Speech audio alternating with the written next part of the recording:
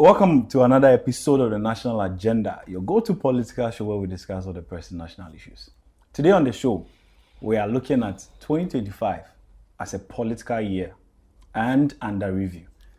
A lot of things have transpired in 2025. I mean, on the backdrop of the fact that we had our elections, our general elections in 2024, and then we came all the way up to swearing our president.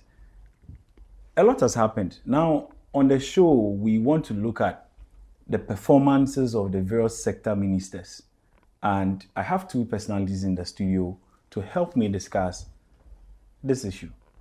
But for now, my name is Samuel Ofobi-Banfo, and once again, this is the National Agenda. Stay with us. We'll be right back.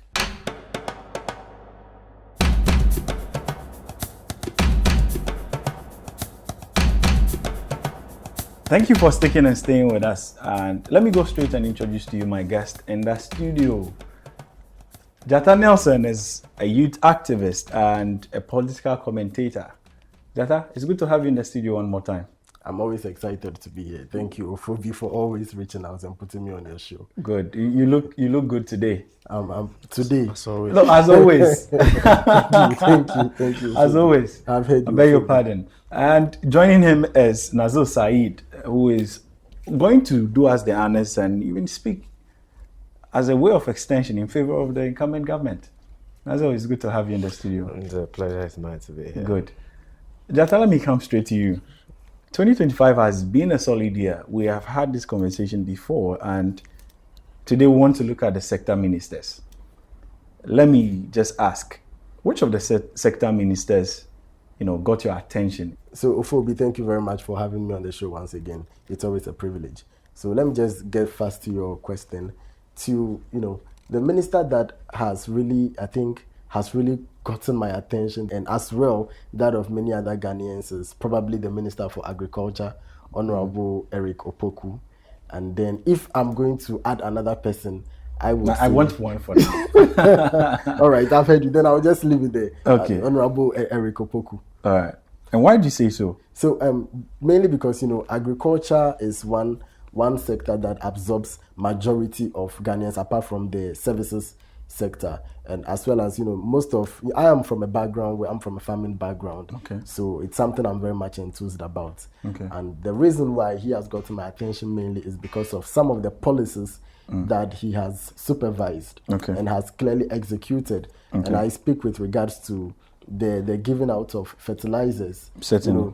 We've had a time where fertilizers were given to farmers, but it never got to the right people. We've all witnessed the situation where fertilizers and resources that were supposed to be given to farmers were being shared in political lines and were even, hauled by the political classes. I don't know if you've seen the videos where, a good number of fertilizer was stored in some places by certain members of the former government. But this new minister, since he came into office, he has ensured that there is an equal distribution across the country. And as a matter of fact, have you heard about any shortage of fertilizer? Not yet. It hasn't happened. And I think that's a great achievement, because when this happens, it means that our farmers get the privilege to get access to fertilizer, and then they are able to use it on their crops to maximize their outputs and what have you. Okay. So all right. Hold on there. Let me go to Nazil.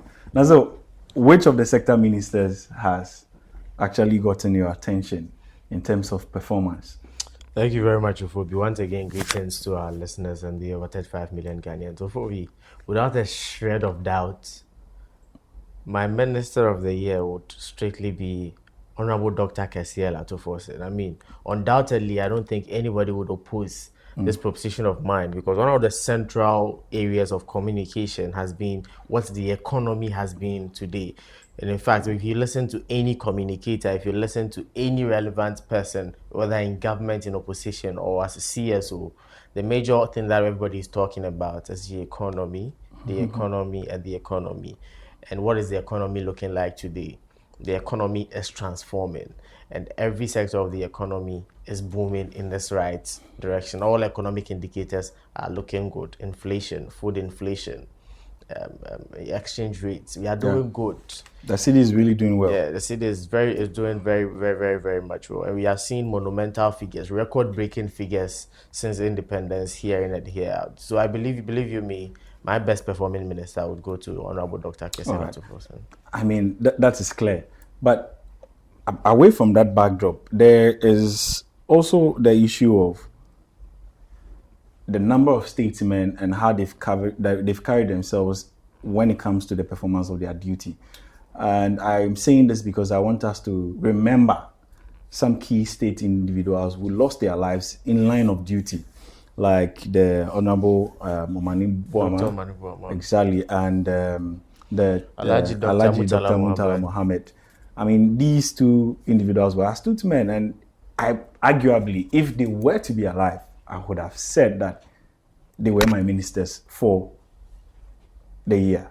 In fact, I would want to give them that posthumous award, because that sacrifice of life alone is enough for me, is enough.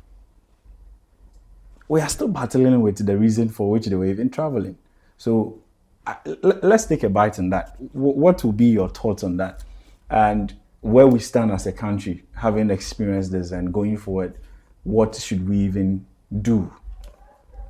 So, Ofobi, as a matter of fact, you raised a very important topic, and I think indeed they deserve that award, if you ask me. And I think I'm beginning to rescind my decision, and I would, if you give me the opportunity again, I would rather give them that position as my favorite. You have the opportunity. My favorite. If that's the only grounds, then you have the opportunity. But I mean, we must not forget the reason for which they had their we lost them in such a heartbreaking manner. So, and it also makes the fight against Galamsey a very, very personal one for we as a country. And I think the president is already doing that. As in our first edition of this show, we spoke about how the forest reserves have been cleared, and we are having improving turbidity level of our water bodies. I mean, we are on the right course, and even as we speak today, the LI has been repealed. And so the fight against Galamsey is a very, very personal one for this government and the country at large. So, all right. So, Nazil, let me come to you.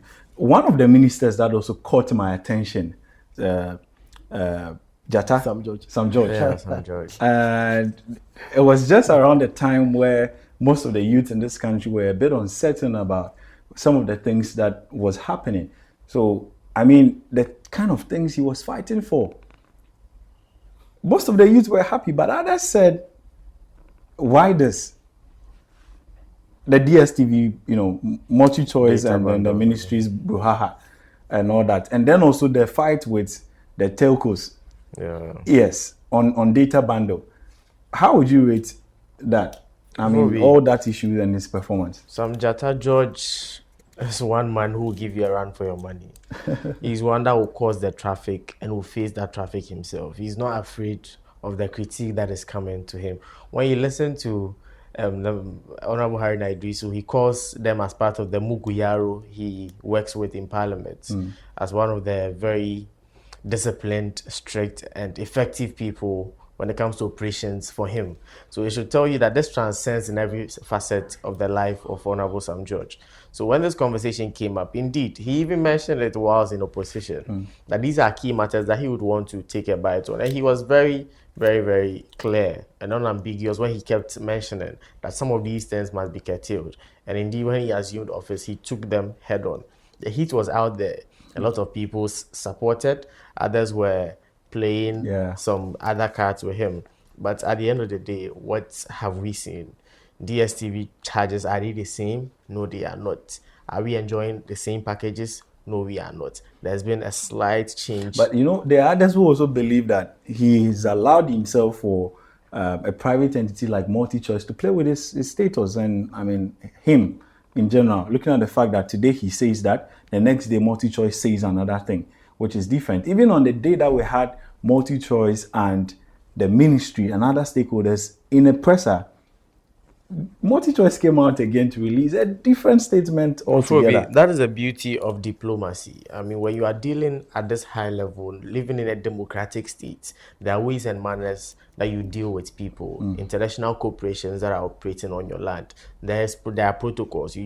Beyond what diplomacy has to offer, you cannot go beyond that and use or usurp the absolute power of the state to do certain things, because there's So do you think there's a rule of law. do you think that, I mean, he was using the absolute power? He obviously didn't do. If that was to be in place, MultiChoice would be long gone out of Ghana here, left for him alone.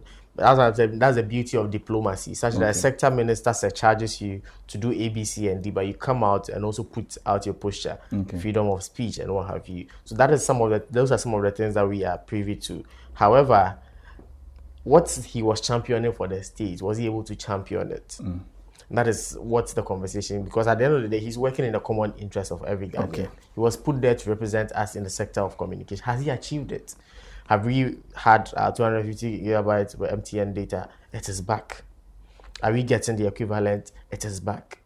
The multi-choice DSTV packages, are we getting a run for our money? Yes, we are getting a run for our money. That is what we want. Talk and do. That is all we are expecting from him. And indeed, he has delivered on that part. All right. Yeah. Let me come to you, Jata. This is a bit connected to the youth. Looking at the fact that we used to have, in fact, for the very first time, Ghana as a country is having a youth ministry that is independent on its own. Gone are the days that it is either we are tagged with youth and sports or any other. You understand? But for the very first time, we have a youth ministry, and one individual is put there, Opariado, right? And I would want us to look at his performance. Do you think he served the youth right, looking at the kind of things that we face as youth? All right, thank you very much, Ofobi. And I must say that the persona of George Opariado, Honorable Mr. George Opariado, who is also the National Youth Organizer of the NDC, as well as the Sector Minister for Youth.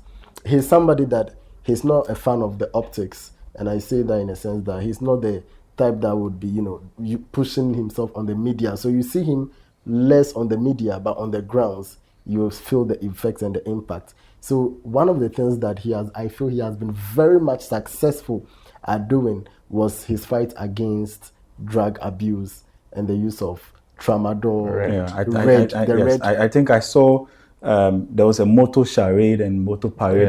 There were series of such events, and then we had to. I had the privilege to be a part of some of those gatherings where we had to, go into certain communities, sensitize them, engage the youth.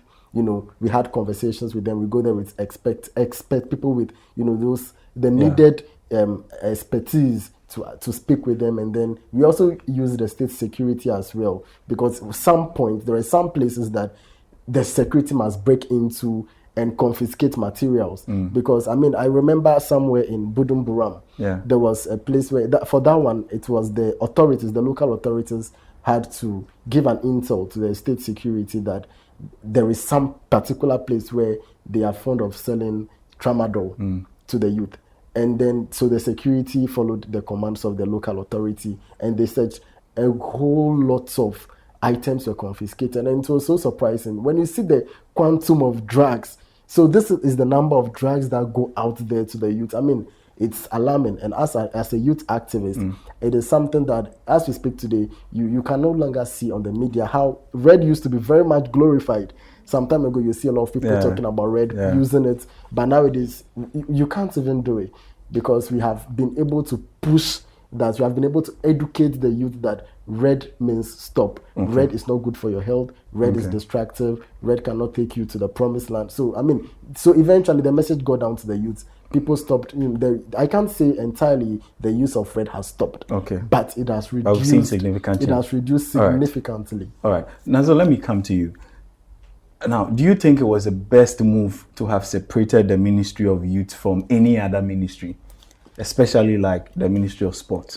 Yes, so Phoebe, thank you very much. So first of all, send our greetings to Commander, Lawyer Georgia Pariado himself for the yeoman's job he's doing. Just as my brother said, he's more of an action person, a groundsman than the optics. So normally we wouldn't see him in the media doing a lot of campaigns and publicity, but he's actually doing the work, especially through his implementing agencies. Because when you look at what NYA, YEA, the sports college, you see what they are doing. It should tell you. And now I hear there's an establishment of a federation for youth. Yeah. That's the Ghana Youth Federation. Yeah, that's also coming under the auspices of NYA or what have you. All of these things are things that is being championed under his auspices, but he is up there and directing people to do. He's launched an app for The youth youth. app. Yeah, the youth app itself. There are a lot of programs they are doing in regards to youth employment as well. He's taking a very entrenched position in the 1 million coders program alongside the Ministry of Communication and many more.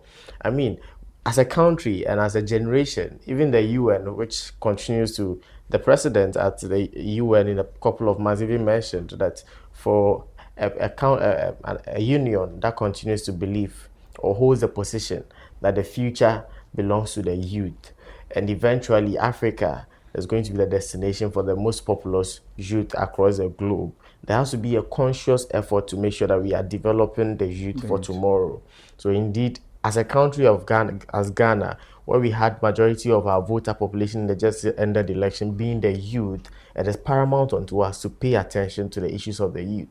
Just a couple of years ago, unemployment amongst the youth alone was over 10%, and overall we're doing about 40. These are very harrowing numbers that, if care is not taken, it could transcend into something else. Okay. I mean, when you look at the famous speeches of Nkrumah and what have you, they keep telling us that if we are not careful, it will get to a time, the anger in the youth and many people, it erupts like a volcanic eruption, and there will be nothing to be done to stop it. So there has to be a conscious attempt to make sure that the youth interest is being represented in cabinet, is being represented at the highest level. That is why a youthful individual who has demonstrated himself as a person who is capacitated to do the job, has been put there to represent the common interest of the youth. So and believe you me, quickly, Naza, sorry I had to come to. Let me find out. Before the separation, we used to be with the Ministry of Sport. Yeah. And we just moved away.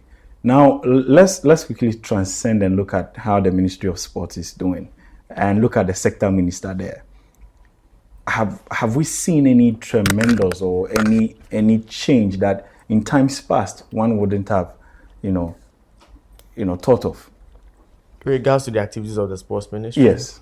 Okay, so essentially the sports ministry it's been more or less like very, very, very normal, because what in the past we continue to see the youth ministry do, prepare our nation's team, AFCON qualifiers, World Cup qualifiers.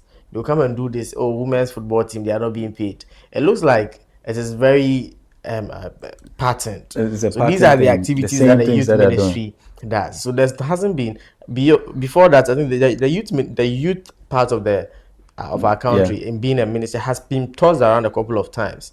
I was looking into the history, and I think it's even been paired with employment some time ago. Sometime was with education and many others. So there hasn't been a clear-cut identity for youth. Hence, any minister that comes is very much focused on sports, and the attention has been given to sports. So, but even with the sports, I have a big problem. I saw something on the media. There's this gentleman who would always say it's not a big problem for me, but for me it's a big problem for me. Looking at the fact that anytime we talk about sports in this country, and the thing, whatever comes in your mind is football. Yeah. But look at the huge sums of money we as a country have spent on football. However, we have not seen a good returns out of it. Trust me, I say this and I wouldn't hold back. But there are other sports that we have not paid attention to, but these sports are rather winning us the laurels. Let's look at the just ended All African Games, for instance. Where did we go even with football? You understand? Okay. And you look at the other disciplines that happened. There's one particular sport that I feel has been left out, and I believe Ghana as a country has the ability to win worldwide, and that's basketball. Because even at our college levels, look, our students are representing Ghana out there, and they are winning. They are representing Africa. What are we doing? Nothing. So for me, when you talk about the Ministry of Sports, all that comes in mind is they will only concentrate about football. That's been a very, but personally, I want to beg to differ. That's been a very common statement that we keep saying that they are focused so much on football. But you look at country as Ghana, where our biggest export has been football. Our biggest sportsmen that have come out of Ghana are footballers. Are you leaving boxing out? We're not even talking about boxing. Boxing that used to give us the fame. The names of us. Exactly. We're not even talking about the names of us. Recently, we had Mahama organizing his Sheriff organizing his boxing bout. And look at the number of people that fill the stadium. As I continue to beg to differ. I appreciate the fact that we are doing good, especially with boxing as well. Now we have Azamati and who are also doing well with the sprinting. Exactly. But I want to continue to say that our biggest export has been football. I can give you over 200 names of footballers who have graced the international stage, born, bred Ghanaian. Some also living and born, bred even outside Ghana. That is how come the interest always moves. We look at the passion that we follow our Black Stars. Do Ghanaians even know the Paralympic team of this country? Do we know the women's team? Do we know our basketball team? So I should tell you that as a society, we have grown to appreciate a particular kind of sport. But we did it. So yes. Hence directing, because it's in our interest that the sports minister says there. Okay. So it's in the interest of the average Ghanaian that if Ghanaians are following football, the interest will also be to football. But Nelson, don't you think that if we go that direction, we are doing those who are involved in the other sports a disservice? Yes. No.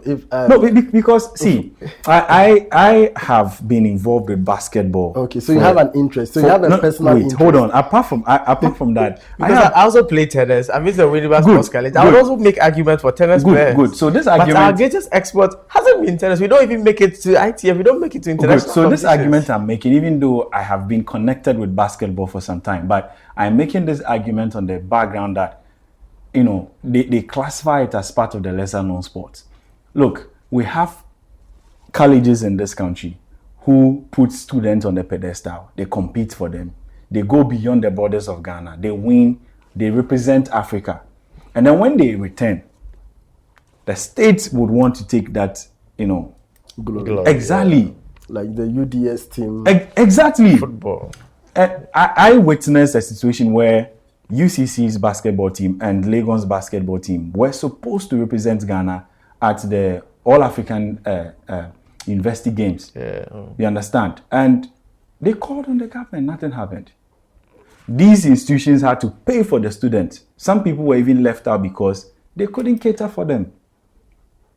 But sometimes, for all you know, when they get there, even the international organization even pays back the money to the institution. They just needed that assurance. And this is what we are talking about. We were in this country when certain sportsmen were sent to a certain place and they were left there, no food, nothing. Nobody was responding to them. Even the All-African Games that we hosted as a country, issues came up. And you know them. See, after the games, a number of the sportsmen sat down, were waiting for their per diem, and it was not coming. And even the volunteers. Exactly. It was not coming. So it tells you what we are doing to ourselves as a country. And I feel that the Ministry of Sports needs to expand the scope and begin to look at all the other sports. People are playing golf in this country. But Ofobi, the investment, as my brother said, that is given to a particular sport, I think is predetermined by the level of interest. And also the fact that, the Ministry of Sports needs funds, right? And some of these funds are internally generated. And so if the more people are interested in a particular sport, that's how come you think people are not interested in boxing? You think people are not interested in basketball? Let's look across even Accra alone. How many, if I ask you to give me 5 communities that have boxing arenas or that have sparring areas, you only think of Bukum and that will be the end. Maybe I can add Choco, add Mamprobi, Jamestown, but that will be all. Let's look at, let's say, football, coast football. Every community in Accra will have a coast team. Not one, not two, not 3. Certainly. So that is how the interest stems out. As I said, I play tennis. I can count the number of tennis. You hardly find a tennis court. Somebody who has played tennis would know almost every tennis court in Ghana because we can handpick it. We know that, okay, Koforidia plays here. Who has one here? Obuasi has the only street court. We know that Winneba has the highest number of tennis courts in one place. So it is about the investments in the sport. How many golf clubs are in Ghana? You hear of Achimota, you hear of Montgomery, you hear of Obuasi. Count of 4. You hear in Shire. And then a few of them. The one in Takrady. So where are we training? Where are we training the people to take up these kind of sports? How many institutions in this country is actually training sprinters around this country? Even look at our second cycle education, the inter-colleges games that we go for. Most of the attention, Milo games, where are footballers? Wow, there's only a few schools. When it comes to Ashanti region, for instance, there's TIMAS that has taken up the mantle. Extremely well. When it comes to sprinters in our part of the country, they are doing number one. And even in footballing too, they are doing very well. So the interest in the different kind of sports, we see them as, and I can they say, where they be Abrofagro. I play tennis, I have my rackets, and people are asking me, hey, Esikafor. Meanwhile, these are sports that you could be done. You know one thing that really gets me more concerned. Ghana as a country does not have a national boxing complex. We don't have a national gym that we can play indoor basketball. Go to Togo. Just there, go to Togo, go to Benin. They have them. Ivory Coast, they have them. So if we want to see to it that we develop the sports so that the ministry can be all encompassing and not just about football, then we need to invest in those areas. So let me beg to differ for you. I understand. Let me come to the defense of Honorable Kofi Adams or the sports ministry at large. For me, I know that, for instance, the Ghana Man Soccer Center was blessed onto us as part of the proceeds from one of our World Cup exploits. Now, if you are going to invest in boxing, who has gone to do something extraordinary, and we are receiving... We have some at Bukom. And we are receiving huge sums to come and build. So our football team did us wonderful work on the international stage. We had funds to build Ghana Man Soccer Center. I believe there's more to be done. I mean, there has to be an intentional funding in many of these But areas. Ofobi also, we cannot just entirely blame the government. I think as citizens, we also have a role to play. And that is why I commend the efforts of people like Sharaf Mahama, who is trying to, make great exploits in the virgin fields of boxing. So mainly, I think a part of the blame is also coming from we, the citizens. Okay. Imagine we have 5 of Sharafs. We are all sitting here complaining that our sports are underexploited. People are not investing into the sports. The government's decision to, push a particular sport is influenced by interest. Let me even cut through with this. Citizens. All right, I appreciate that. But one of the things I will not take away from this government is the fact that they have approved that the various sports associations in the country be funded. I understand an amount of money has been assigned. Good, and let's commend them for that achievement. And I mean, we'll not take it away from the sports. They're giving a lot of heat to Honorable Kofi Adams. So let's look at the other ministry. Yes. So now, one other ministry I believe we should not lose sight of is that of the lands and natural resources. Because, in fact, one of the government's biggest threat is Galamsey, right? And yes, even though we lost that minister, somebody is acting in that state. Environment and science. Exactly. Yeah, we lost environment and science. Yeah. Now he has taken up that extra role. You understand? So I want us to look at how he's fared quickly. Oh, so personally, I believe from the onset, Honorable Kofi Amabwa has been doing a yeoman's job. He's been very candid and very objective in the fight. In all his presence, in all his engagements, he tackles the issue head on. And he's been very candid on the matters. Where things are not going right, he comes out to tell us. Where a forest reserve has been reclaimed and people have continuously evaded, he comes out to tell us that this is the state and this is what he intends to do. People who are bribing the ministry, anonymous calls that are coming to his office, millions of dollars and what have you. He comes out to tell us this and this is the situation.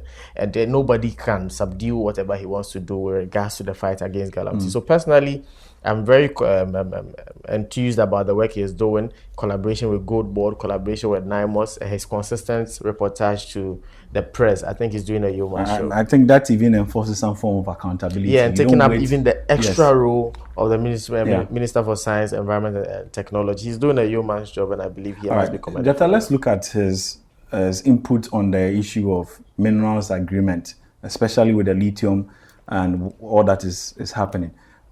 Do you think he's charting the right path for us? Yeah, as a sector minister, I think when it comes to, he has been very objective in everything he's doing, and including this particular lithium deal that came up and has packed up a level of controversy in the media. And then so what one thing that he came out to say is that as a sector minister, it is your responsibility to ensure that the minerals which are being mined in the country bring us much more benefit. And then he also looks forward to increasing or making sure that to maximize the benefits we gain from this lithium deal. And we all are aware that initially the deal was it was around 10%, Okay. and then it came to 5%, Okay. and then now there is Now we are doing some form of a from scaling. 10 to we are doing an upscaling Okay. rate of royalties, Okay. which is probably going to range between 10 to 12%. And so all these are just the I efforts. think it's 7 to 12%. Yeah. It's rather 7 to 12%. No, 5 to 12%. Am I right? No, Yeah. 10 to 10 to 12. 10 Okay, to 12. that's fine. 10 to 12. Okay. Because what they were fighting was actually 5 All right. to All 10. right. All right. So, and it's not an easy fight. He has been heavily criticized. Despite, all the effort he's putting in to doing his job. So, Okay. All right. I mean, another important thing is that he accepts responsibility to the extent that the lithium agreement laid before Parliament, he, through Parliament, had to rescind it and make adjustments by doing a broader consultation to now introduce the sliding scale regime of royalties. It should tell you that he's open to learning and he's accepting criticisms and is acting in the best interest of on that same grounds, let's quickly look at how the Ministry of Interior is faring. We have faced the issue of conflict in Boku for so many years, and there are other pockets of internal conflict happening. We have also been faced with the challenge of recruitment and the stampede that happened, leading to the loss of lives. I believe that these things could have been averted, even though the recruitment extends to the Ministry of Defense. But I want us to look at how the Interior Ministry, Defense Ministry have performed in the 25 Act. First and foremost, may the souls of the faithful that departed during the recruitment process of the services people rest in perfect peace. So I think over the years we've had a situation in this country where we do not get to see publications of recruitment vacancies, but this year it is something that we witnessed. It was the publications were everywhere and the process was streamlined, although we had difficulties at the initial stage of the organization, which was just I would say organizational challenges, which led to the painful demise of these innocent ones. And then after that, we also saw that the process was halted, and then engagements were made, and then they came out with better strategies to make the recruitment more easier and more safer for people. So I think the ministry is also a listening one, and then they are not hard bent on doing what they want to do, because trust me, they could have continued with the recruitment despite the death of these people, but then they still went ahead with that. And also fast on the conflict in Boku, I think the efforts of the government, as a matter of fact, we cannot doubt it. And over the years, we also how the Boku conflict has become a factor of political argument, sort of. But this government came into power, and then through the Ministry of Interior and other agencies, they also made sure that the respectful His Royal Majesty Otumfuo got involved to initiate this mediation. And as it stands currently, the mediation report, I think part or a faction of the conflict people have not fully accepted the mediation report. And then but it's also currently underway that we are looking forward to. All right. All right, Nazil, what do you think we should do as a country, especially what do you think the Ministry of Defense and Interior should do with respect to the issue of the Boko conflict? Quickly so that we leave. First of all, let me congratulate Honorable Muntaka Mohammed for doing a wonderful job at the Ministry of Interior. Let's be minded that currently he also holds the jurisdiction over the then Ministry of National Security. So he has a lot of agencies that have been collapsed that he's supervising. How many years have we had interior ministers that we've never heard of them? Honorable Muntaka Mohammed has made the ministry very relevant. And in this year, look at the number of procurements that keep hitting the country. You get armored vehicles, pickup trucks, and what have you are coming. In the 2026 budget, you've seen a numerous number of procurements he's doing for the Ghana National Fire Service and even the Ghana Armed Forces. So I believe he's doing a good job over there. What he can do in Boko, what as a government can do in Boko is what they are doing. A mediation process was started. It has come to an end. Report has been submitted to the presidency. The presidency has urged and given the country's commitment that it's going to work on it with every recommendation that came from the mediation report in total. Now, the ministry has also, in collaboration with the Ministry of Defense, doubled and even tripled the presence of the Ghana Armed Forces men in uniform in the Boko area. So it should tell you that they are ready to take up action whenever they are faced with any form of brute force. And I think that is the perfect direction to go. They should man up and mask up as many of our men as possible from the south to the north to make sure that consistently they are on there. There was an open vacancy by the Small Arms Commission on a program for people to retire their arms. I think attention should be in the Boko central area such that they are able to retrieve as many sophisticated weapons, that's as was stated in the report, from many of the perpetrators. And I believe eventually calm will be restored in Boko. Okay. Now 2026, what should we expect? I expect nothing than the government should continue fulfilling their promise to the people. And, we are moving from, transitioning period to, getting mainly into the 4 years term of President John Dramani Mahama. So this year particularly, the 2026 year and 2027 year is a critical year for this political party. Okay. Because Ghanaians are not going to take any excuse. Certainly. We promised them 24-hour economy. We have to see it. Ghanaians want to see results. So I expect nothing than result. And that is all that I will be satisfied with as a youth activist. That's fine. Thank you so much. We spoke about a lot of ministries without talking about the Ministry of Education. My very ministry, under the leadership of Honorable Dr. Haruna Idrisu. But I wouldn't go there. We all know the kind of work he's doing there. He's doing a wonderful job. Next year, I don't want to preempt, but even from the assumptions that we are getting from our budgets, our economy should be going from 5.8 to 5.9%. We should be doing an inflation of 8% with a margin of error of about plus or minus 2 percentage points. Okay. Jobs are going to be created, just as the budget has said. Over 500,000 jobs will be created, and many more things will be stabilized. The 24-hour economy is 110 million allocation. So the other time I came here to dissect the 2026 budget, we know what is going to be done in education, health. We know what is going to be done in all facets of the economy. Certainly. So 2026 is going to be an actual moving year. We're going to be moving at a top speed. The country again will remain a construction site, painted green. So everybody should be on the lookout. Fasten your seatbelt because the certain government is going to take us on a very, very fast ride in resetting our country. Thank you, gentlemen, for coming today. It's been a very wonderful discussion, I must confess, and very insightful.